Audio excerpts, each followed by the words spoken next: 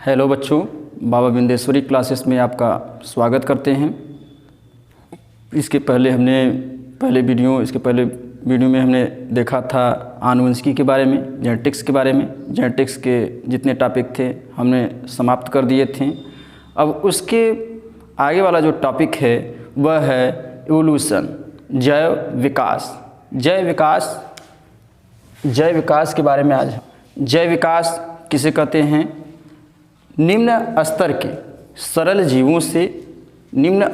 सरल जीवों से क्रमिक परिवर्तनों द्वारा उच्चतम जटिल जीवों का जो विकास होता है जैव विकास कहलाता है।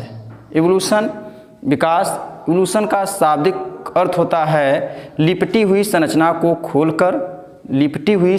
को खोलकर उसमें समय समय पर हुए परिवर्तनों को दर्शाना। निम्न स्तर के सरल जीवों से क्रमिक परिवर्तनों द्वारा उच्चतम जटिल जीवों का जो विकास होता है वह जैव विकास कहलाता है। जैव विकास के कुछ प्रमाण दिए गए हैं तथा इनसे संबंधित कुछ सिद्धांत दिए गए हैं। तो सबसे पहले हम जैव विकास से संबंधित प्रमाणों का अध्ययन करेंगे। तो नेक्स्ट टॉपिक है जैव विकास से संबंधित कुछ प्रमाण। जैव विकास से संबंधित कुछ प्रमाण, evidences from related to evolution. इससे संबंधित कुछ प्रमाण दिए गए हैं। पहला है संरचनात्मक अंगों से प्रमाण। संरचनात्मक अंग क्या होते हैं? जीवों के ऐसे अंग जो दिखने में समान और असमान तथा कार्य भी उनके अलग अलग और एक ही जैसे होते हैं, वे संरचनात्मक अंग कहलाते हैं। इनको दो भागों में बांटा गया है। सबसे पहले हम अध्ययन करेंगे समजात अंग, होमोलॉगस आर्गन्स। समजात अंग किन्हें कहते हैं? ऐसे अंग, जीवों के ऐसे अंग जो दिखने में समान होते हैं लेकिन इनके कार्य अलग अलग होते हैं, समजात अंग कहलाते हैं। फॉर एग्जाम्पल, ऐसे मनुष्य का हाथ, मेढक की पिछली टांग तथा चमगादड़ के पंख दिखने में तो एक जैसे लगते हैं लेकिन इनके कार्य अलग अलग होते हैं। जैसे मनुष्य का हाथ चलने फिरने कार्य करने, चमगादड़ का पंख उड़ने का कार्य करता है, मेढक की पिछली टांग जो है कि कूदने का कार्य करते हैं। तो ऐसे अंग जो होते हैं समजात अंग कहलाते हैं। नेक्स्ट जो है दूसरा समरूप अंग, एनालॉगस ऑर्गन्स। समरूप अंग किन्हें कहते हैं? जीवों के ऐसे अंग जो दिखने में अलग अलग होते हैं लेकिन इनके कार्य एक जैसे होते हैं, इनके कार्य एक ही होते हैं। जीवों के ऐसे अंग जो दिखने में अलग अलग तथा कार्य एक ही होते हैं उन्हें समरूप अंग कहते हैं, एनालॉगस ऑर्गन्स कहते हैं। फॉर एग्जाम्पल, जैसे पक्षी के पंख, चमगादड़ के पंख, कीट के पंख, इनकी जो अंग की संरचना होती है वह अलग अलग होती है लेकिन सभी जो है कि उड़ने का कार्य करते हैं। चमगादड़ के पंख अलग जैसे दिखते हैं, पंछी के पंख अलग जैसे दिखते हैं, कीट के पंख अलग जैसे दिखते हैं, लेकिन सभी उड़ने का कार्य करते हैं। और इन संरचनात्मक अंगों से जो जीवों का विकास होता है वहीं जैव विकास से संबंधित प्रमाण। एविडेंसेस फ्रॉम वेस्टिगियल ऑर्गन्स, अवशेषी अंगों से प्रमाण। दूसरा जो प्रमाण है अवशेषी अंगों से प्रमाण। जीवों के ऐसे अंग जिनका हमारे जीवन में कोई आवश्यकता नहीं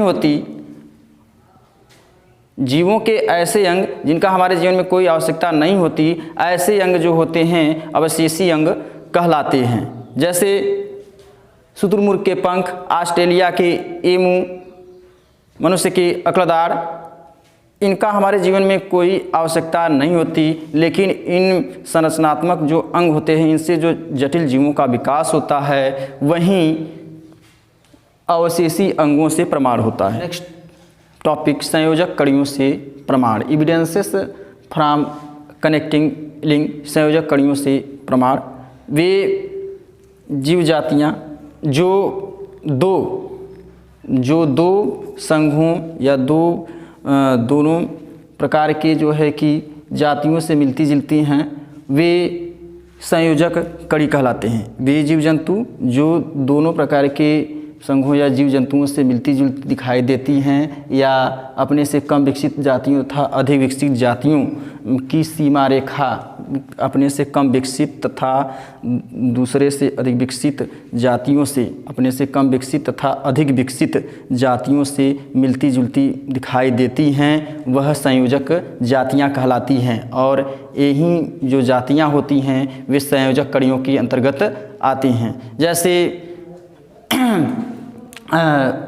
यूग्लिना और आर्कियोप्टेरिक्स। यूग्लिना जो जंतु है वह प्रोटोजोआ संघ में आता है तथा एल्गी शैवालों के अंतर्गत भी आता है। इसमें यूग्लिना में क्लोरोफिल पर्णहरिम भी पाया जाता है। यूग्लिना जंतु और पौधों के बीच संयोजक कड़ी माना जाता है। यूग्लिना भी एक प्रकार का जो है कि संयोजक कड़ी होता है। दूसरा जो है आर्कियोप्टेरिक्स। आर्कियोप्टेरिक्स जो जंतु होता है वह सरीसृप और पक्षियों, आर्कियोप्टेरिक्स सरीसृप और पक्षियों के बीच संयोजक कड़ी माना जाता है। और इनसे जो जीवों का विकास होता है वह संयोजक कड़ियों से प्रमाण। एविडेंसेस फ्रॉम फॉसिल्स, जीवाश्मों से प्रमाण।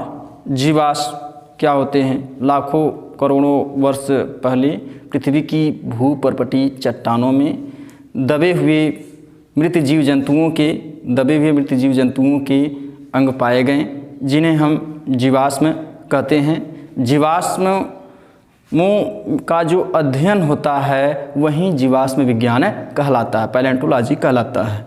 लाखों करोड़ों वर्ष पहले पृथ्वी की भूपर्पटी चट्टानों में कुछ जंतुओं के दबे हुए अंग पाए गए जिन्हें हम जीवाश्म कहते हैं, और जीवाश्मों का जो अध्ययन होता है वहीं जीवाश्म विज्ञान कहलाता है। जैसे नाइटिया और डायनासोर। नाइटिया एक मछली है जिनके जीवाश्म जो है कि दबे हुए पाए गए, तथा डायनासोर जो है, डायनासोर जंतु के जो है कुछ दबे हुए जो है कि अवशेषी अंग मिले।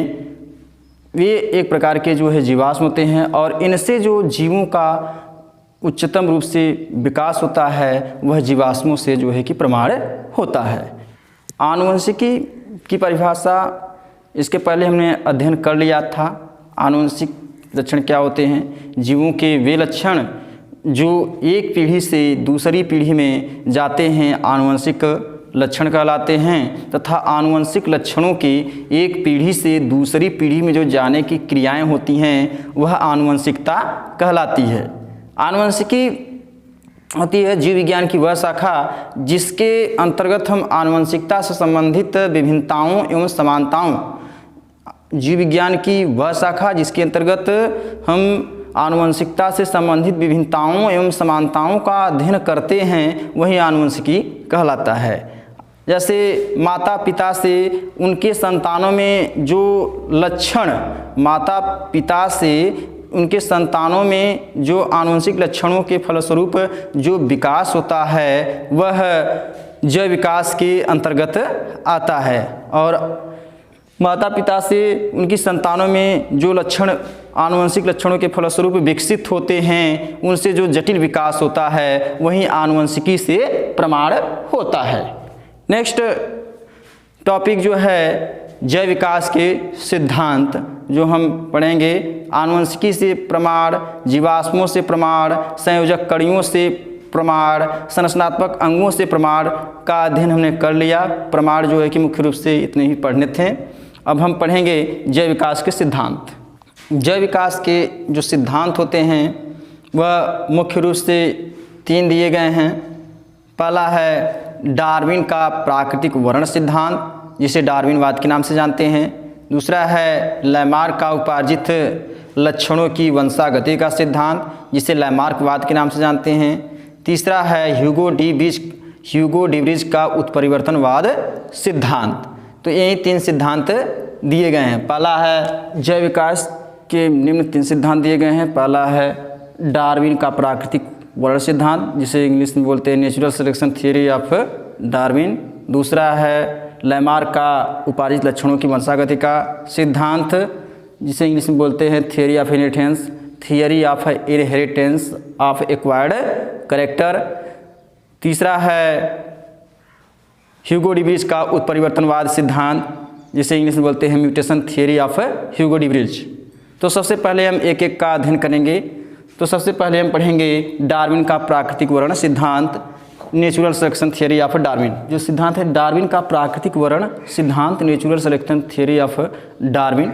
डार्विन नामक वैज्ञानिक ने तथा एक वैज्ञानिक बैलेस, इनका पूरा नाम था अल्फ्रेड रसेल बैलेस, अंग्रेज वैज्ञानिक थे।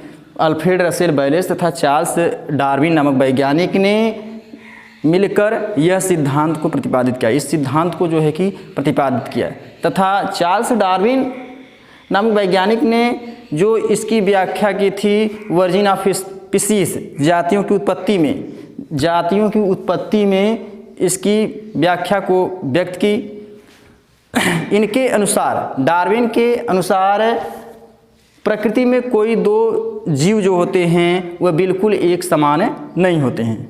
डार्विन के अनुसार प्रकृति में प्रकृति में दो जीव बिल्कुल एक समान नहीं होते, उनमें कुछ विभिन्नता पाई जाती है। विभिन्नता पाए जाने के कारण उनमें जीवन संघर्ष शुरू हो जाता है, जिससे जो है कि उनमें विकास उत्पन्न हो जाता है।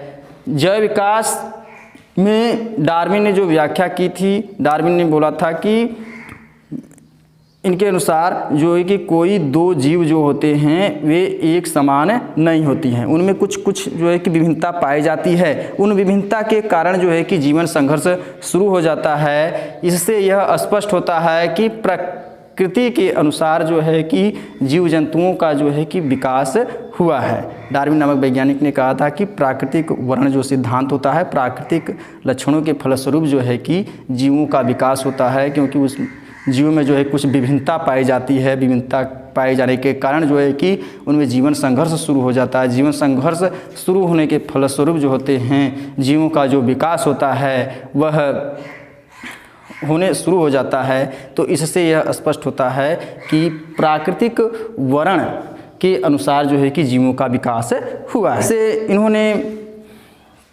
नेक्स्ट टॉपिक शुरू करने से पहले समझें, जैसे इन्होंने बोला था एग्जाम्पल में कि जिराफ, इन्होंने जिराफ जंतु का उदाहरण लिया। जिराफ के पूर्वज तथा जिराफ के बच्चों में, जिराफ के जो पूर्वज थे वह पहले से ही जो है कि अगली टांगों वाले लंबे तथा गर्दन उनकी जो है कि ऊंची, गर्दन जो होती हैं उनकी ऊंची हुआ करती थी। और उनके आनुवंशिक लक्षणों के फलस्वरूप जिराफ के जो बच्चे हैं उनमें भी जो है कि अगली टांगें लंबी तथा गर्दन ऊंची होने लगी।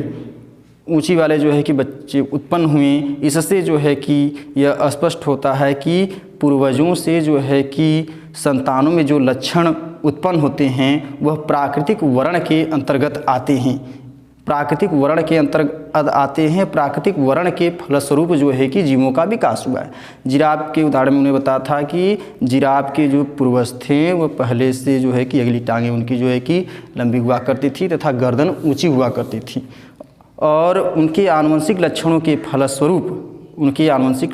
फलस्वरूप जो उनके बच्चे उत्पन्न हुए उनमें भी जो है कि अगली टांगें जो है कि लंबी तथा गर्दन ऊंची हुआ करती थी, जिसमें कुछ विभिन्नता पाई गई। इससे यह स्पष्ट होता है कि प्राकृतिक वर्ण के अनुसार जो है कि जीवों का विकास हुआ है।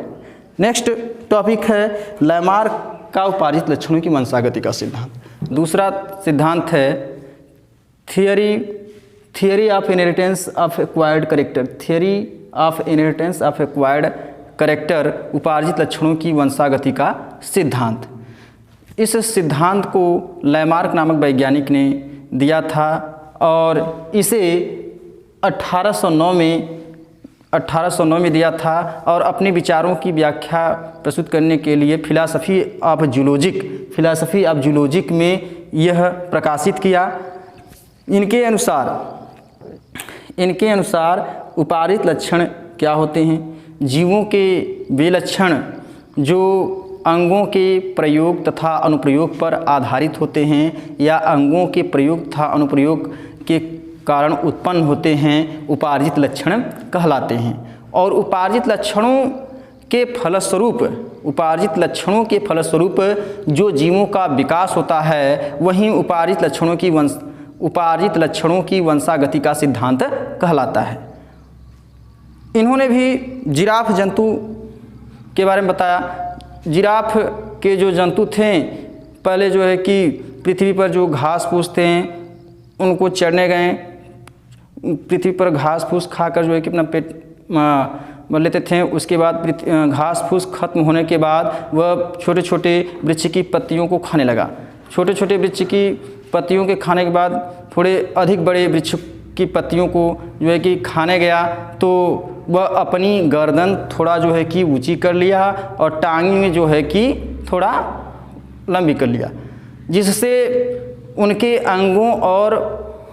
अंगों के जो है कि प्रयोगों तथा अनुप्रयोगों के फलस्वरूप जो है कि जिराफ की गर्दन जो है कि ऊंची हो गई तथा टांगें जो है कि अगली लंबी हो गई। इससे जो है कि उनका विकास हुआ। तो इनके अनुसार जीवों के अंगों के प्रयोगों तथा अनुप्रयोगों के अनुसार जो जीवों का विकास होता है वहीं उपार्जित लक्षणों की वंशागति का सिद्धांत कहलाता है। तो लैमार्क और डार्विन के विकास की जो तुलना है उनमें कुछ विभिन्नता दिखाई दे रही है। डार्विन के अनुसार प्राकृतिक वर्ण में जो एक जीव होते दो जीव होते हैं वह अलग अलग होते हैं, उनमें समानता नहीं पाई जाती है और उनमें जीवन संघर्ष उत्पन्न होने लगता है, जिसके प्राकृतिक वर्ण के फलस्वरूप जीवों का विकास होता है। जबकि लैमार्क नामक वैज्ञानिक के अनुसार उपार्जित लक्षणों के वंशागति के अनुसार जो है कि जीवों का विकास होता है। नेक्स्ट जो टॉपिक है वह है ह्यूगो डी व्रीज का उत्परिवर्तनवाद सिद्धांत। थर्ड सिद्धांत है mutation theory of Hugo de Vries. Hugo de Vries का जो उत्परिवर्तनवाद सिद्धांत होता है उन्होंने 1901 में इस सिद्धांत को प्रस्तुत किया। उत्परिवर्तनवाद सिद्धांत क्या होते हैं? सबसे पहले उत्परिवर्तन डीएनए के रासायनिक संयोजन से होने वाले जो परिवर्तन होते हैं वही म्यूटेशन या उत्परिवर्तन कहलाते हैं। और उत्परिवर्तन के कारण जो जीव जातियों का जो विकास होता है वही उत्परिवर्तनवाद या उत्परिवर्तन सिद्धांत कहलाता है। उन्होंने इस सिद्धांत को 1901 में दिया था। तो उन्होंने लैमार्क और डार्विन के जैव विकास के पक्ष में सिद्धांत देखा तो उनमें कुछ विभिन्नता पाई गई, कुछ उत्परिवर्तन पाया गया। जैसे डार्विन के अनुसार देखा कि उन्होंने एक दो जीव जो देखा प्रकृति में वह एक समान नहीं होती हैं, उनमें कुछ विभिन्नता पाई जाती है, जिसके फलस्वरूप जीवन संघर्ष शुरू हो जाता है और उनसे जो है कि जीव जातियों का विकास होता है। लैमार्क के अनुसार देखा कि लैमार्क नामक वैज्ञानिक बताया कि उपार्जित लक्षणों के वंशागति के फलस्वरूप जो है कि जीवों का विकास होता है। तो उनमें जो है कि आनुवंशिक लक्षण जो होते हैं, आनुवंशिक लक्षणों के फलस्वरूप जो है कि अलग अलग तरीके से जो है कि विकास होता है, जिससे उनमें कुछ उत्परिवर्तन दिखाई देता है और उत्परिवर्तनों के फलस्वरूप जो जीवों का विकास होता है वही उत्परिवर्तनवाद होता है, जिसे ह्यूगो डी व्रीज नामक वैज्ञानिक ने 1901 में दिया था और यही जो है कि उत्परिवर्तनवाद कहलाता है। तो जैव विकास में जो टॉपिक थे यहीं पर जो है कि समाप्त हो जाते हैं। इतने ही जो है कि आपको इस सिलेबस में पढ़ने थे जो है कि समाप्त हो गए।